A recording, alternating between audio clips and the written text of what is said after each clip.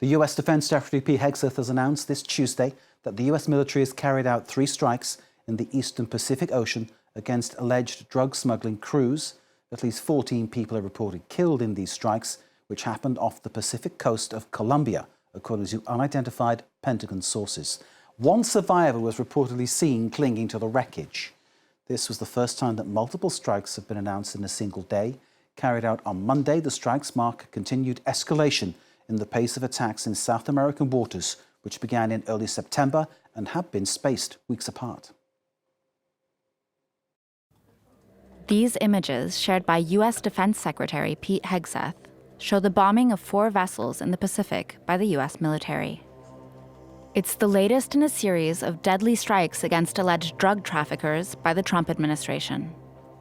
Hegseth reported 14 were killed in the attacks, and that 1 survivor was rescued by Mexican authorities. These narco-terrorists have killed more Americans than Al-Qaeda, and they will be treated the same. We will track them, we will network them, and then we will hunt and kill them. Since September, at least 10 such strikes have been carried out by the U.S. military in the Caribbean and the Pacific, as part of an aggressive anti-drug campaign pushed by U.S. President Donald Trump. Well, I don't think we're going to necessarily ask for a declaration of war. I think we're just going to kill people that are bringing drugs into our country.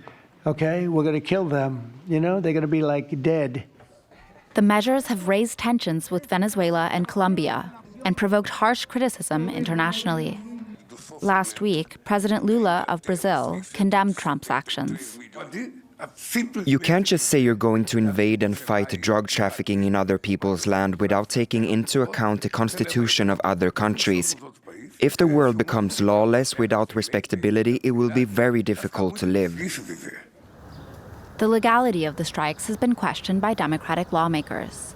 They say it's unclear why the U.S. military has gotten involved rather than the Coast Guard, and why other efforts to stop drug shipments were not used before resorting to lethal force.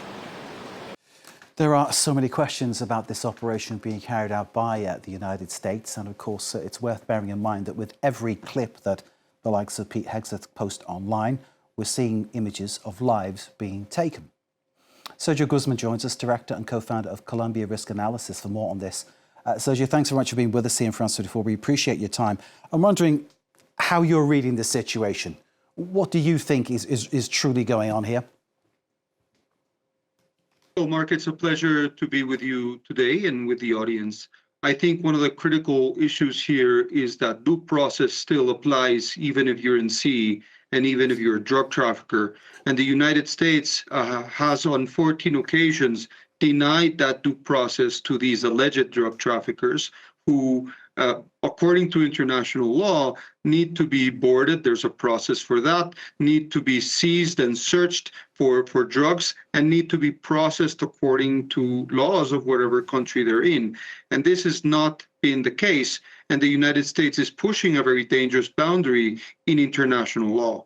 Having said that, the response for many Latin American countries has also been quite timid. Although President Petro has been very forcefully against these actions, he's not been accompanied necessarily by wide repudiation of these issues by the rest of the Latin American countries that don't necessarily find a way forward. So we're in a position where the US is pushing this new idea of how this war on drug traffickers should be waged, and very little pushback to that fact. Lula da Silva of Brazil being very categoric, though, in his stance on this one, saying that if you have a situation where one country disrespects everybody's due process and everybody's rights, it makes the world a more dangerous place. And rhetorically, Lula's right. But unfortunately, that rhetoric has come accompanied with absolutely no pushback because there's very limited opportunities and very limited options for the rest of the world. If they take it before the UN Security Council, it will most certainly be vetoed by the United States. CELAC has on 3 occasions tried to meet, not just on this issue, but on many others, and not reached a unanimous declaration on this. Later in November, the EU and CELAC are going to be meeting here in Colombia, and it's quite unlikely, according to the sources we've been speaking to, that there will also be a unified statement on this or any issue. So the decisive way that Trump is approaching this, and that's how he will sell it, I suppose. He's being decisive, he's being a man of action. He's taking the bull by the horns, to use a phrase. It's, I suppose, his way of justifying the whole thing and taking direct action. But isn't the fact of the matter that what he's doing here at sea is picking off small fry? He's not getting anywhere near the big fish behind the drug issues. Oh, absolutely. And take into account, this is purely performative. At relatively low cost, the U.S. is engaging in an action that it can then project power with throughout the world, right? These boats are very frequent. These boats are very frequent vessels of drug trafficking.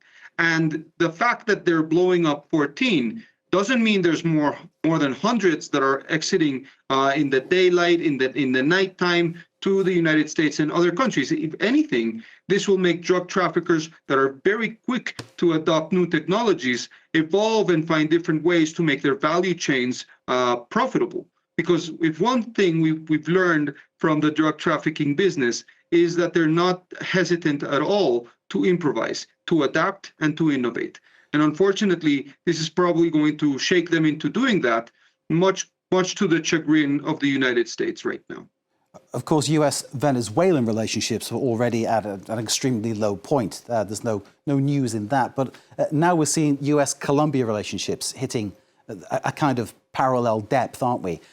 And that clearly isn't good for Colombia in terms of the benefits that Colombia could be getting from better cooperation with the US. Absolutely, Mark. And Colombia had been the U.S. most important hemispheric ally. Colombia had been one of the few countries that the U.S. could have called a foreign policy success. And now it has a very antagonical president in Gustavo Petro, who has less than 10 months left in office and will certainly use his opposition to the United States as a central theme in Colombia's 2026 campaign. What that means for Colombia's geopolitical alignment is also to be considered, because as a very close U.S. ally, Colombia had been very hesitant to interact with China. Now we do see China taking advantage of that opening that the U.S. has left in foreign policy and seeking a much more aggressive political and economic partnership with Colombia.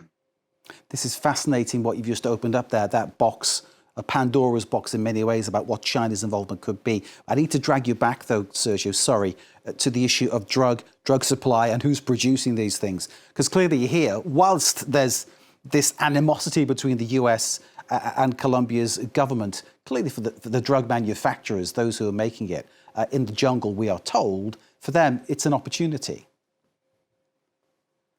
Well, look, to be completely honest, Colombia is producing much more cocaine than it ever has produced before.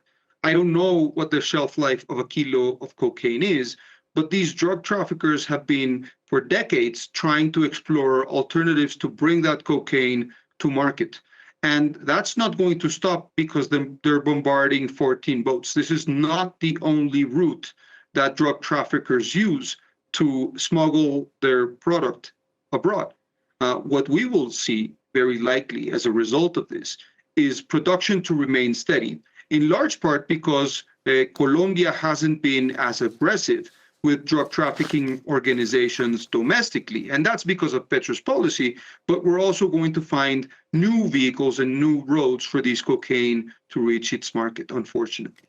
Sergio Guzmán, we're out of time. Thank you very much, though, for that fascinating analysis of the situation. And fundamentally, at the centre of all this, of course, lives are being lost, which is a tragedy no matter which side of the fence you are on. But certainly the US making a big sort of headway on this idea that they're taking out people who are bringing drugs to the US. Sergio's analysis there gives us a more nuanced view of the situation. Thanks to Sergio Guzmán of Colombia Risk Analysis. Great to see you, sir. Thank you once again for joining us.